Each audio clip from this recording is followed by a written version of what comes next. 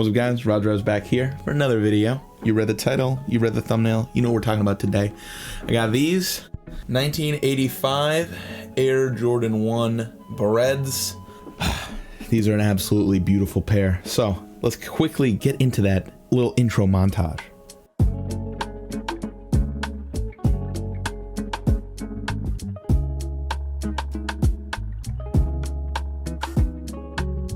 Alright then, a little montage over. Had my fun with the little editing pizzazz. But let's get on to the content today. And obviously what we're talking about, these 1985 Air Jordan 1 Breds. This is a replication, a recreation of the original. These aren't the 2010s, whatever year it was released. There was a retro of the Bred Jordan 1s in regular smooth leather. These are not those. These are a recreation of the original 1985 version with that 85 style cut. You can really tell by looking at the heel and seeing how straight up it is and how it comes across to the top, the shaping of that. And also you can tell very easily by the shaping of the toe box and how gradual the curve of the front of the toe is. Also the larger and differently placed swoosh on the side. Just a couple of decent differences between the modern Jordan 1 and this 85 version. Not enough for the average eye to see when you're walking on the street, but enough for us sneaker nerds to really care about it and get into it, you know what I mean? Before we get into talking about the nitty-gritty details of this sneaker, the leather, the qualities, the cut, all that jazz, I want to talk about the unboxing experience and what it came in. So first here is the outer box, of course, with this lovely branding on it. It's just a regular old cardboard box with this interesting branding on the outer side of it. The regular shoe box here, it's in a raw cardboard with this embossed branding over the top of it. It's lovely, nice little touch. And then we have the tag for the shoe itself, describing what it is, the Bred 1985. The size I got is a US 11 or 45, and some extra information, all of that stuff. There's a couple of extra little branding prints on the side of the box, but nothing much. Then on the inside of the box, we have more of that blueprinty design. Harpens back to the shipping box itself. I think it's interesting. It has all the different panels of the sneaker laid out there like it's a blueprint. I really love the packaging, the box here that we get.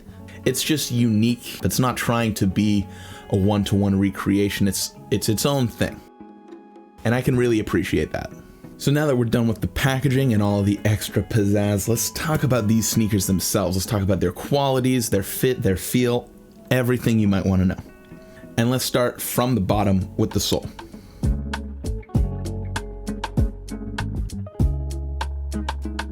So obviously this being a Jordan 1, we've got the regular Jordan 1 outsole.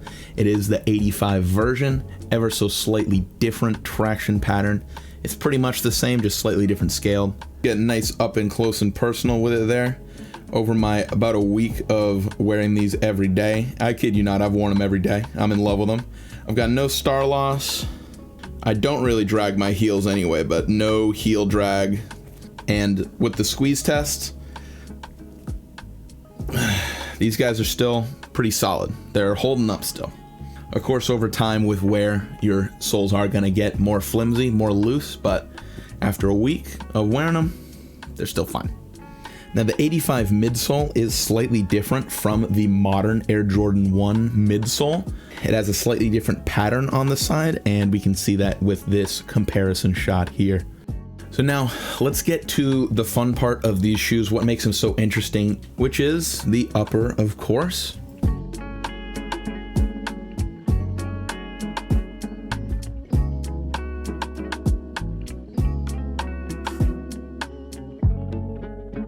Now the shoe is pretty simple when it comes down to it. It's smooth leather from top to bottom, that's it. Over the top of the toe box, on the swoosh, around the heel cup, and then of course the ankle collar. We have this deep red smooth leather. And then around the front of the toe, or I guess the mud guard, up along the lace eyelets, and on the side of the shoe, as well as around the ankle padding, we have this buttery smooth black leather. And both of these leathers, the red and black, do feel exactly the same. Obviously, I didn't make the shoes, but I gotta say, it's just the same leather all throughout in different colors. And that definitely is a good thing. The leather on this pair of shoes is absolutely fantastic. It is nice and sturdy. I wouldn't say stiff. I wouldn't say super soft. It's right in the middle. It's in that Goldilocks zone. It's not quite as sturdy as the Dior Jordan 1s, and it's definitely a lot better, a lot more supportive and structural than your standard run-of-the-mill general Jordan 1s, which is a good thing. Once again, that Goldilocks zone. In direct comparison with the 1.0 85 Air Jordan 1, I have my Chicago pair right here. It's a lot sturdier, it's a lot better. As you can see, the toe box of my first version of the 85 Jordan 1s is quite a bit messed up. My new pair hasn't quite gotten to that point, although I haven't worn them for as long. But the leather on these is a lot softer and a lot more malleable than it is on these, which is definitely a good thing. It's a big upgrade on the new versions.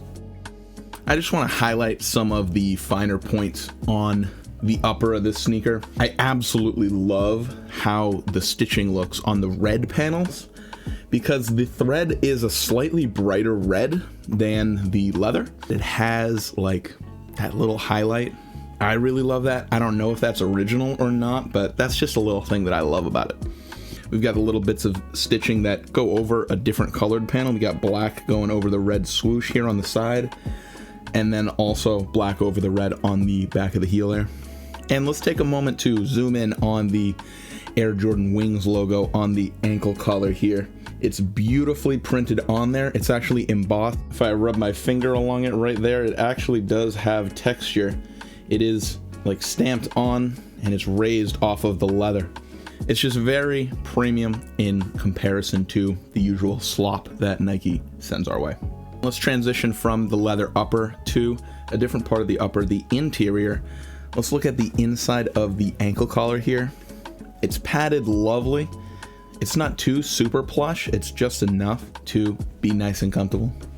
And it has a good stiffness to it. It doesn't have a ton of give, which honestly I really like. Again, with more support. It's not quite as flimsy as a general release. Also printed on the inside of the ankle collar here, it says 11 custom by DB. That is slightly different from the inside of the ankle collar on the old batch. On the older batch here, it says 11 for size 11, and then 2023-09 being the year 2023 and September, and then of course DB. So that's another difference between the first batch and the second batch of these 85s. Let's take a look at the tongue and the laces. The tongue itself is that classic nylon Air Jordan tongue. It is slightly larger and longer than a regular Jordan 1 OG, of course, because it's that 85 style, which we do also see on the other 85s that Nike has released. On the top of the tongue, we have the tag. On the outside, it reads Nike Air, of course. And then on the inside, we have the legal jargon. I should also note that the inside of the tongue is white. It's not black, which is interesting. I didn't realize that, which I just wanted to note. Then we got the laces, of course. The laces that were already in the shoes, laced up about halfway, right when I opened the box, were these flat black laces. They are bleached black. They're even a little bit darker than the upper and the tongue. That's what we got in here.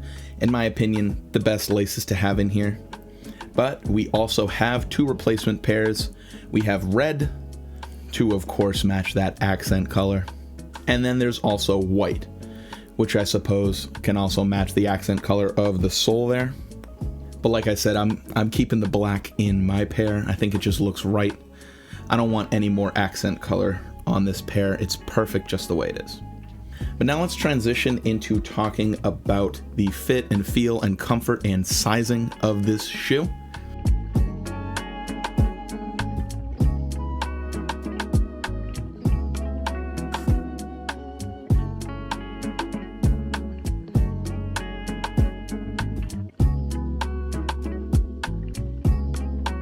As I mentioned earlier, I did actually have to get a half size up, an 11. My usual Jordan 1 size is a 10.5, which is unfortunate, but it's no big deal.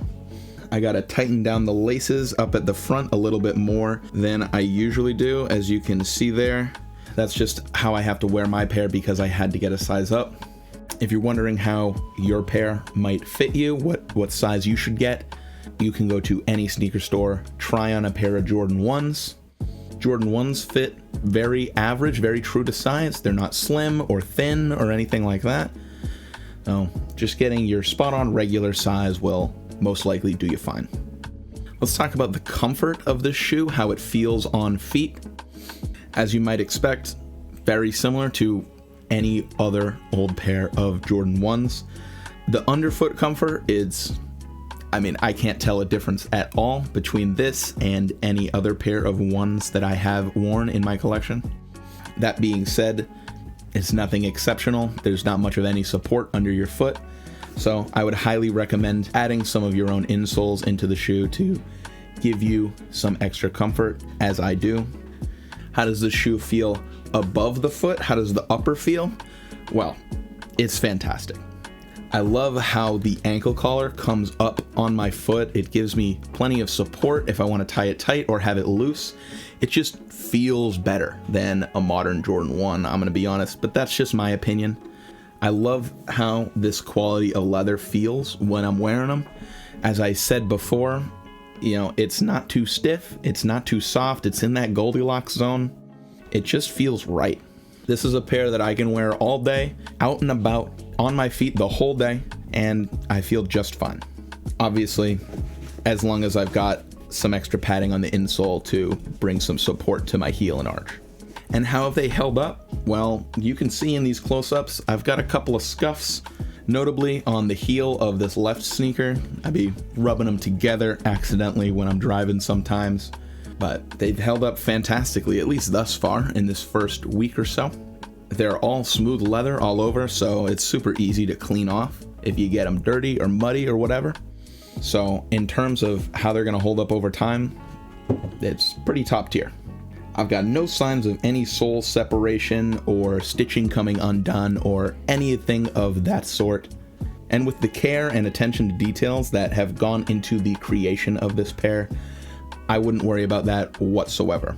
This is not a budget tier sneaker. It's gonna hold up, it's gonna last you.